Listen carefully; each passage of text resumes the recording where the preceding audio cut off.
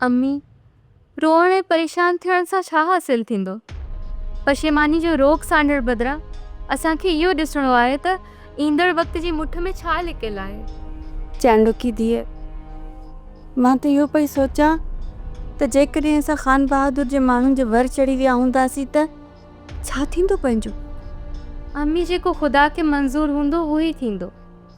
तुंहिंजो बाबा सॼी राति सुम्ही न सघियो आहे। असांखे पंहिंजो हल्को न आहे। कणती त रुगो तुंहिंजी थी मारे।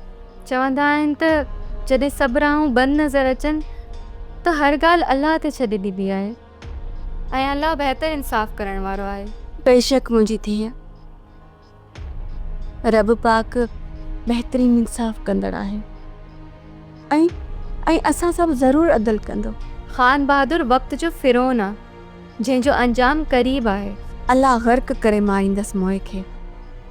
रब पाक जे इंसाफ़ जी नील नदीअ में ॿुॾी मरंदो इंशाअल्लाह। चांडुकी धीअ, तूं कुझु खाईंदीअ? फिर जी काफ़ी सारी भाॼियुनि सां भरियो पियो आहे। जेकॾहिं तूं कुझु चई न त मां तोखे ठाहे ॾियां। न अम्मी, अञा ताईं सुबुह वारो नाश्तो ई हां ते चढ़े वेठो आहे। चङो धीअ, मां वञी तुंहिंजे बाबा खे ॾिसां, मथां चांहि जी तलब हुजेसि त मां चांहि ठाहे ॾियांसि। चांहि जो अधु कप मां बि पीअंदसि।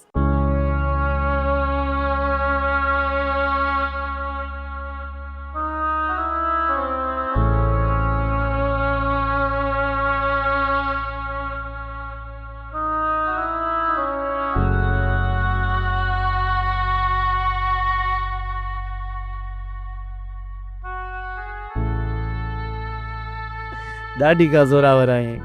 हाय, कहिड़ो बदबख़्त तुंहिंजे मथां पहाज आणण जी सोचींदो। इहो अलाए छो हूंदो आहे। सोड़ियुनि छोकिरियुनि जे नसीब में दुख लिखियल हूंदा आहिनि। ख़ूबसूरत छोकिरियुनि जी भेट में आम रवाजी छोकिरियूं अयाशी वारी ज़िंदगी गुज़ारींदियूं आहिनि। पर तूं फ़िक्र न कर, मां कॾहिं बि तुंहिंजी अखियुनि में लुड़का अचणु कोन ॾींदुसि।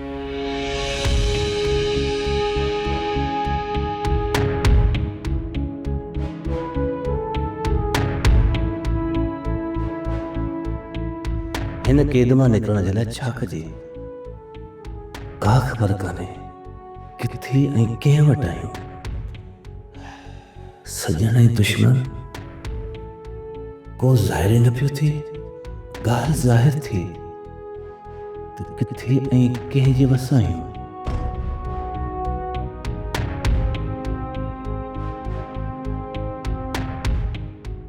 छा मुराद?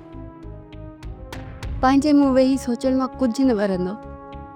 हितां निकिरण लाइ को तग नज़र ई नथो अचे। मेरे सां जॾहिं असांखे सभु राहूं बंदि नज़र ईंदियूं, ओचितो अलाह साईं का वाट कढी ॾींदो। इन लाइ इंसान अलाह मां नाउमीद न थिए। छा मुराद? मां नाउमीद न आहियां, पर परेशानी वॾी आहे। मेरे सां पंहिंजी परेशानियुनि खे चयो त अलाह वॾो कारसाज़ आहे। तव्हां चांहि पीअंदो? ठीकु आहे, मां ठाहे खणी थी अचां।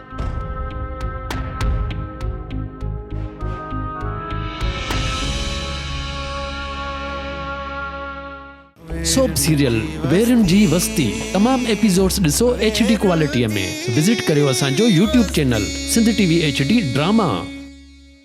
सब्सक्राइब कयो असांजो official YouTube channel Sindh TV HD drama ऐं वधीक अपडेट लाइ बेल आइकन खे क्लिक करियो।